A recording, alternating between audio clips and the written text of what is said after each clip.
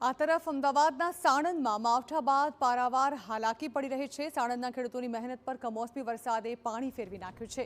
સાણંદના તમામ ગામોમાં હજારો એકરમાં ફેલાયેલી ખેતી બરબાદ થઈ ચૂકી છે। ગોરજ અને ખીચા ગામમાં TV9ની ટીમ પહોંચી, જ્યાં ડાંગર બચાવવા ખેડૂતોના મરણિયા પ્રયાસના દ્રશ્યો સામે આવ્યા। કાપેલા ડાંગર ભીંજાઈ ઊભો પાક ધરાશાય થઈ ગયો છે અને સરકાર સત્વરે મદદ કરે તેવી ખેડૂતો માંગ કરતા દેખાયા।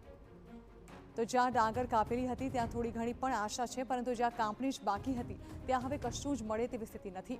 ખેડૂતોએ ડાંગર માટે એક વીઘામાં 15,000 રૂપિયાનો ખર્ચ કર્યો હતો, પરંતુ ખેતરોમાં ડાંગરનો ઊભો પાક એ હદે ધોવાઈ ગયો છે કે કશું જ વળતર મળે તેવી શક્યતા નથી।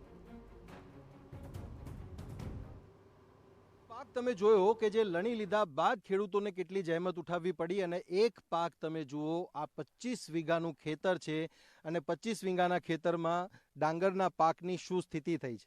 કોઈ પણ જગ્યાએ તમને ડાંગરનો પાક ઊભો દેખાશે નહીં અને આપ જોશો તો ખેડૂતો જે છે એ હવે ફક્ત એને જોઈ રહેવા પૂરતા જ સીમિત થઈ ગયા છે। કોઈ પણ રસ્તો બીજો એમની પાસે બચ્યો નથી।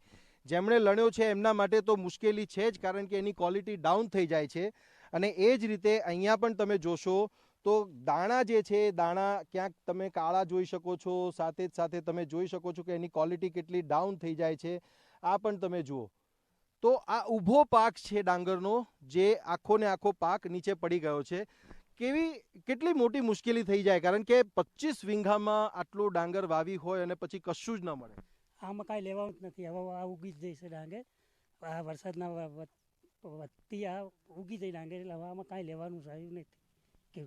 મહેનત કરી હોય, મહેનત કર્યા પછી જે તમારો પાક હોય, પાક તમે જોતા હો કે ભાઈ ચલો એનો હવે કંઈક વળતર મળશે, પરંતુ આને તો હવે જોવા સિવાય બીજો કોઈ વિકલ્પ જ નથી। કંઈ જ નથી। હવે બસ આને જોવાનું છે અમારે, અને આશા કંઈક રાખીએ સરકાર જોડે કે જે સાણંદ તાલુકાના ખેડૂતોને જે અત્યારે હાલ પરિસ્થિતિ આવી છે, એમને જે તકલીફ પડી રહી છે કે એમને ખેડૂતોને કંઈ લેવાનું રહેવું નથી, તો એમને યોગ્ય રીતે વળતર મળવું જોઈએ। બીજું તો શું કહેવાનું સરકારને આપણે। જુઓ તમે, જ્યાં નજર જશે ત્યાં આ જ પ્રકારના દ્રશ્યો તમને દેખાશે અને આ જે ડાંગર છે, ડાંગરમાં પણ તમે જોશો તો આ રીતની પરિસ્થિતિ છે। હવે વરસાદને કારણે એની ક્વોલિટી તો ડાઉન થઈ જ જાય છે, પરંતુ કેટલી જે ડાંગર પાણીમાં પલળી ગઈ છે, ફરીથી ફૂટી નીકળે છે, ત્યારે કંઈ જ એમાંથી લેવાનું રહેતું નથી।